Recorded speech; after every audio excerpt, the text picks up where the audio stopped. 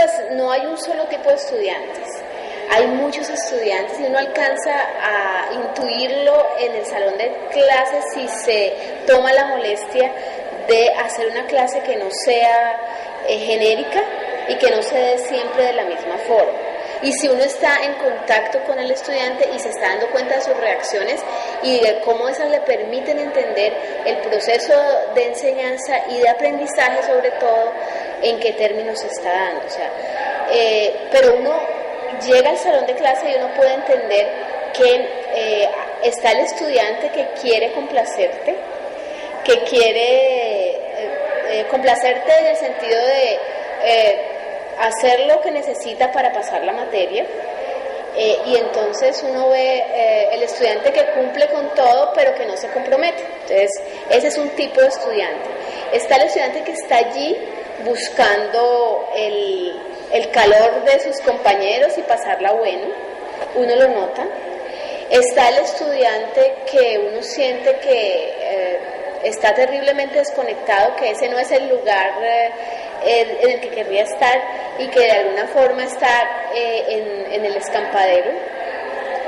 Y está el estudiante crítico, pero no crítico, o sea, no sé si ese sería el término, sino el estudiante criticón, que nada lo que tú haces le gusta, nada lo que tú propones es lo que él espera, que constantemente está digamos en una discusión con los textos, pero es una discusión que no está centrada en una lectura cuidadosa del texto, porque eso podría ser muy interesante y daría pie para muchas cosas, sino en una postura de usted no sabe lo que está haciendo, usted no, o sea, usted debería darnos tal cosa, debería permitirnos tal cosa.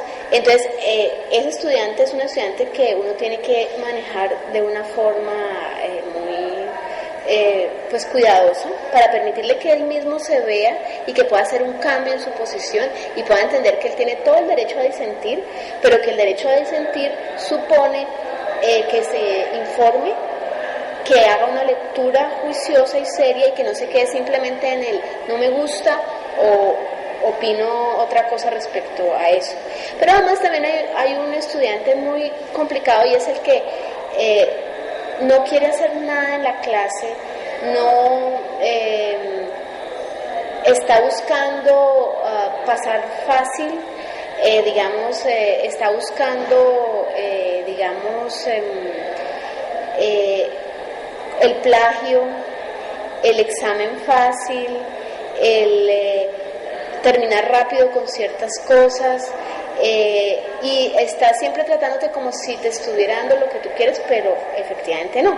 Entonces el reto allí, y tiene que ver con pues con la forma como yo me he planteado el trabajo en clases, tiene que ver con poder construir en primer lugar una comunidad de aprendizaje que les permita relacionarse no solamente conmigo como profesora, ni hablarme solo a mí, sino un diálogo con ellos, que se puedan escuchar de otra forma, y un diálogo con los textos.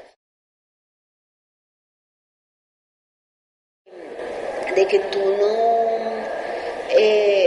no tengas las rutinas suficientes para leer, el tiempo suficiente para estudiar, que tú no tomes en serio el reunirte en grupo, sino que hagas la parte de tu trabajo que te toca y punto, y que luego se ensamble pues como si fuera el armotodo y se entregue o se presente de determinada forma, pero que realmente no haya una reflexión seria y tranquila.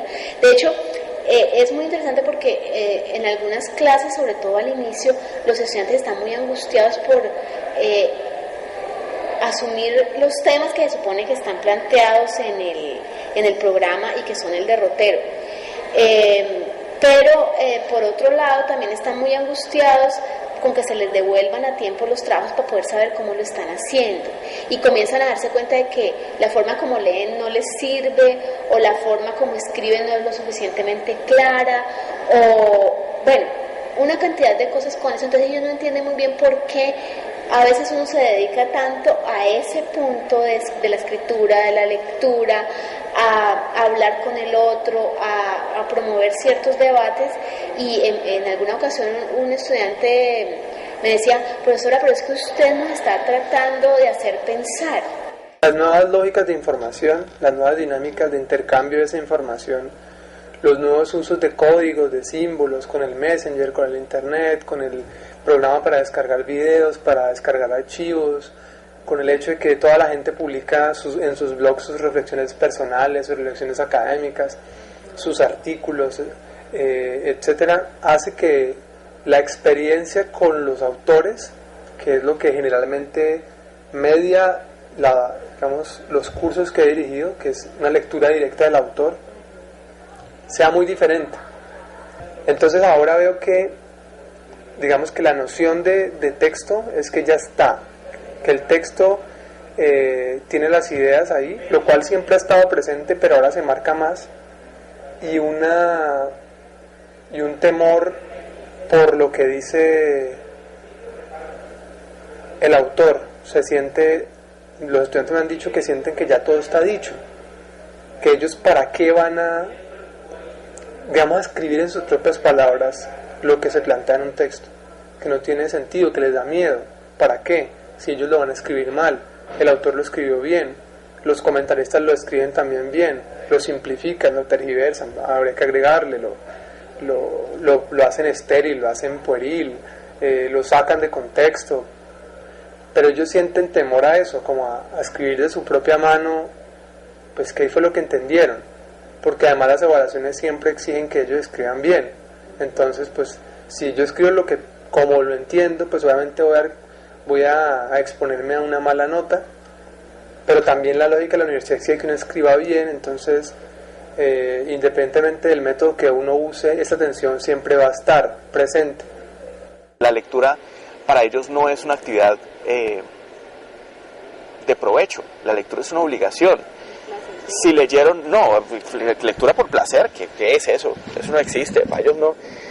Así, francamente, si yo encuentro en un curso de 35 un estudiante que dice el que lee por placer, yo me sorprendo, porque es mucho. Obligarlos a leer mucho es muy difícil, y obligarlos a leer desde el principio y decirles vamos a leer hasta que aprendan a leer bien, es imposible. Y para mí eso pues es un comienzo espantoso, porque me doy cuenta de que así como no leen, no van a escribir. Efectivamente, los estudiantes tampoco saben escribir. Y no es que, lo mejor es que no sepan escribir porque no sepan español, que es lo que yo les digo al principio. Ellos todos hablan español. O sea, yo no tengo por qué enseñarles cómo se construye una frase en su idioma. Ellos lo saben, porque lo hablan y lo hacen. Lo que pasa es que no están acostumbrados a escribirlo. Y es cuando lo escriben que en el paso de lograr a lo escrito se embolatan. Me da la impresión de que ahora más que antes, hay poca autonomía en el estudiante en el aprendizaje. Y hay como poca reflexión, hay que insistir más, hay como mucha memorización, como que hay mucha dificultad para la comprensión. Y estoy hablando del curso de resistencia de materiales, en donde hay que hacer ejercicios numéricos. Y entonces, cuando se va a hacer un ejercicio, entonces la gente le pone más interés y trabaja el ejercicio. Pero cuando se están exponiendo los temas, los conceptos que sustentan esos ejercicios, o con los cuales con base en los cuales se desarrollan esos ejercicios, entonces la gente está muy pasiva. Y eso es típico, cuando uno está exponiendo eso y empieza a hacer el ejercicio, inmediatamente se oye la gente sacando los apuntes y sacando algo para escribir, etcétera, pero lo otro no. De hecho, ya con la experiencia que estamos haciendo, hemos notado que personas que resuelven bien los ejercicios, algunas personas no han entendido bien los conceptos. O sea, pueden resolverse ejercicios con una cierta mecanización y le dan al ejercicio y sacan una respuesta, pero cuando se les pregunta sobre alguna variante, no hay una respuesta, es como muy mecánico. Y bueno, eso es algo que que han detectado ya quienes han investigado eso del aprendizaje, por ejemplo en física, que dicen que la parte cuantitativa es fácil de detectar, los exámenes traen números, cosas de esas, pero la parte cualitativa, lo que hay detrás de los conceptos en los exámenes no es fácil de detectar. Y de hecho se han encontrado con cosas muy interesantes, como que estudiantes que están terminando la carrera de física tienen conceptos erróneos sobre los fenómenos que trabajan, han tenido. Entonces eso ha movido a que, bueno, hay que buscar la forma de enseñar